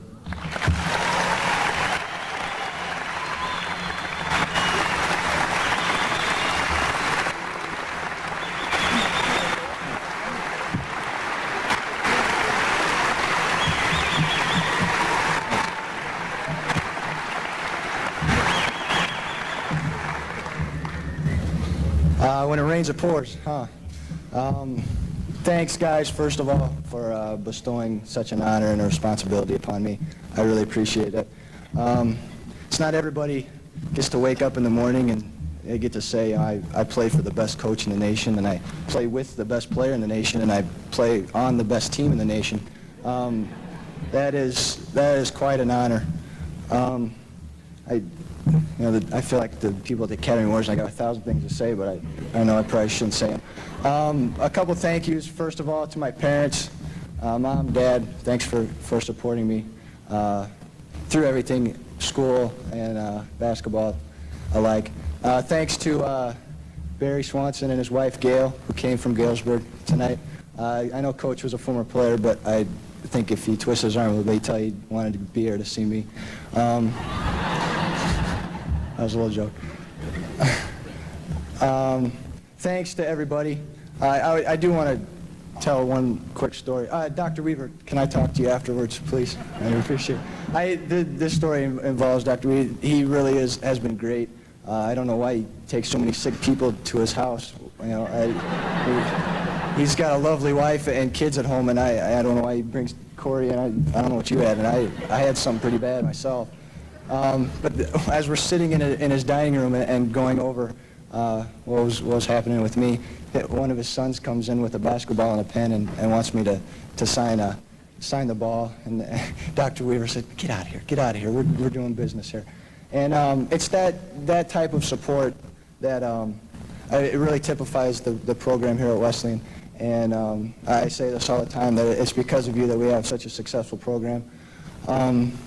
Again, thank you for coming out tonight and for coming out every game. One other quick story I want to tell. I got to tell this. We're walking through North Park on the way to the locker room before the game, and for some reason they'd remodeled or something, and we got lost trying to get to the locker room.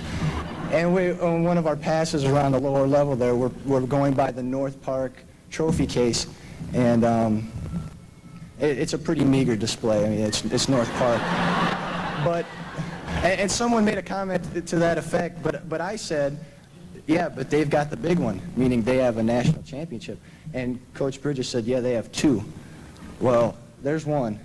And we're going to do our darndest to bring another one back. So thank you.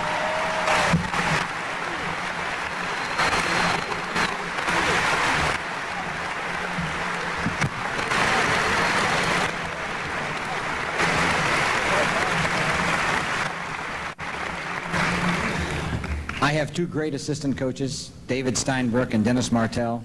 They're workaholics. They love basketball. They love sports. They love kids. Most important, they argue with me all the time. I know they connive behind my back and talk about me behind my back and talk about players behind my back and get a concerted effort to get me to think one way or the other. And I love that. I love the fact that they're confrontational and don't tell me I'm always right. And it wouldn't have been possible without them, and I know that our players really like and respect them. David is not a full-time coach. He has a full-time job at State Farm and yet finds hours and hours and hours of time to help us, and so I'd like you to hear just briefly from Coach Steinberg.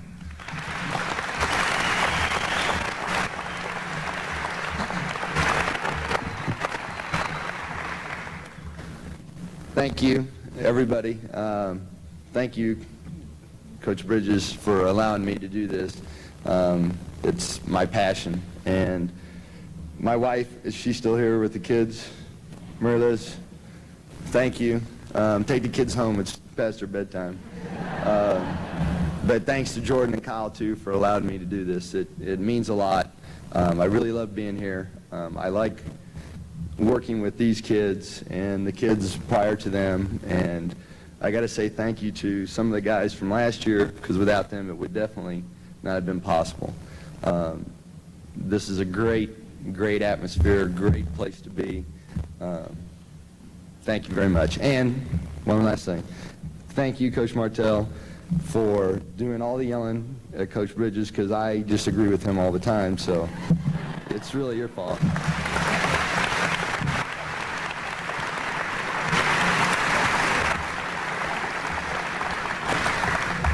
After being with me for 10 years and we finally get to the championship game, Coach Martell is with the baseball team in St. Louis. And I know that was really a hard thing. But as athletic director, I appreciate the fact that he knew that's where he was supposed to be. And the baseball players knew that he really felt for them.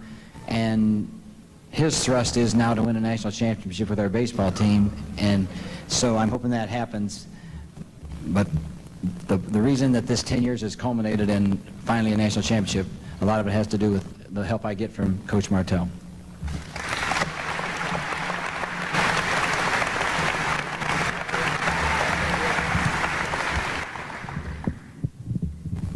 It was one of the hardest nights or toughest games I ever coached from a restaurant in Belleville, Illinois.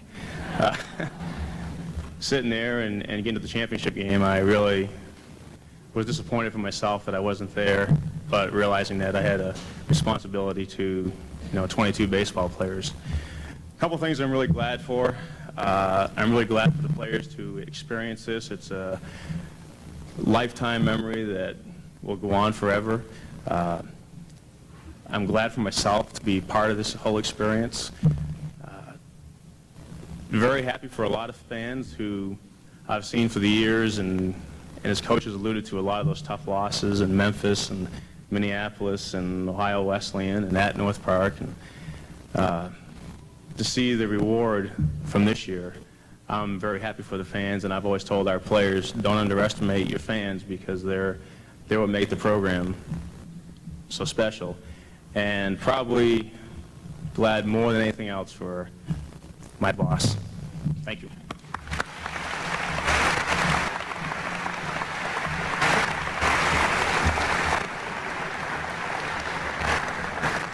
I think maybe this has gone on longer than we had planned, but it means so much to us. We're just about finished. I think maybe my players have noticed that tonight I'm wearing a ring. Brian Crabtree and I have been working this week, and by the end of the week we'll have designed a national championship ring that all the players will get, and I'll let the players come and take a look at how far we've gotten so far. It's got a beautiful green stone that says NCAA National Champions. So the reward is the championship, but it's going to be awful nice to have that ring on your finger for the rest of your life, that you are the national champions.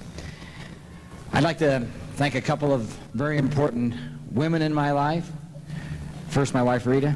It's tough being a coach's wife.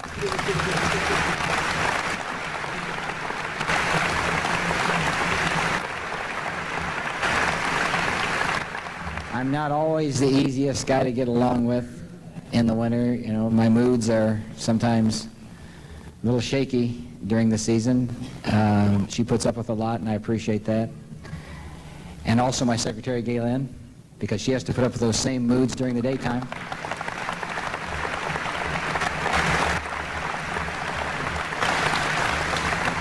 So thank you to both of you, and Dr. Myers, to the administration at Illinois Wesleyan, who lets us in athletics do our thing and supports us in every way.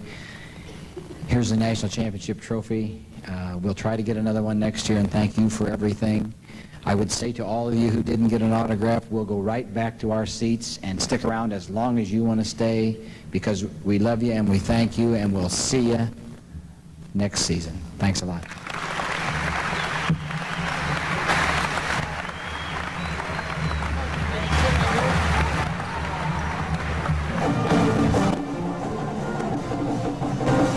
Well, that is going to do it for the ceremony part here at the Shirk Center League.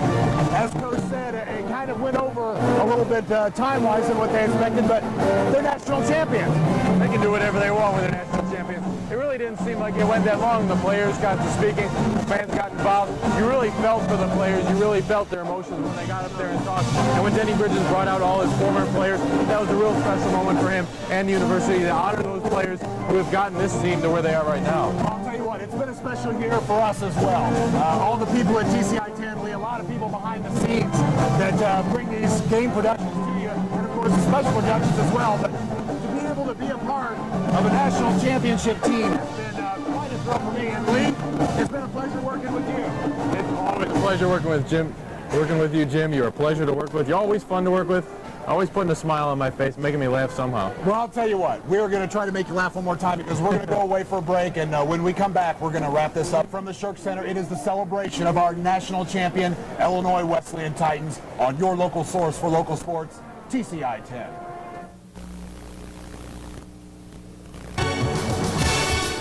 The Titans, the Illinois basketball celebration, is being brought to you by Arnie's at the Airport, IceNet, and Ron Smith Printing. We are back at the Shirk Center. It is a celebration for our national champion, Illinois Wesleyan Titans, Jim Ahart and Lee Gordon. And Lee, it's getting ever so close. We are finally going to have to put a wraps on a great season. It's unfortunate. What a great season it was. We have seen there's really been no low points of the season at all. It's just get better and better and better. A national championship, and now the celebration. We've had it all for you right here on TCI, and I'm sad to see it come to an end. Well, not as sad as I am. I think I'm going to be going through a basketball withdrawal. I thought the last 2 weeks have been bad. I'll tell you what, the next two are going to be even worse. You know, a lot of people are involved with these productions, and just before we go, we want to make sure that we thank a lot of people, and of course there are probably people that we're going to miss, and we don't mean to on purpose. But Stu Salowitz here at Illinois Wesleyan, who helps us in every game, make sure we have up-to-the-minute stats, and make sure we have drinks when we get thirsty. Stu has really been our catalyst for all this year. Bob Aaron, also Mark Lash for stepping in towards the end and filling in what he did. Ruth Ann Lippick. You can't say enough about Ruth Ann Lippick and MAD. Of course, all the sponsors here on IW Basketball and MAD Basketball this year. And then, of course, our IW interns, Matt Tennicott and Chad Ritchie. And Jeannie Reeves, who helped out. Also, a lot of the other people in the crew, Jennifer Holt, Mike Madzinski, Mark Hively, John Woodruff, our director, who we constantly hear in our ear. He's the voice that we always hear during the game. Dan Simmons, and David Smith, Jason Wallace, and Lee Gordon. I'll tell you what, it's hard to believe that it has come to an end, but we end it with a national championship, Lee. That's the best way to end it. If you're going to go out, you want to go out as a champion, and that's what we've done. Well, I'll tell you what, it is finally time to say goodbye. So for Jim Ahart and the host of others that are here, Lee Gordon, it's just been a great year.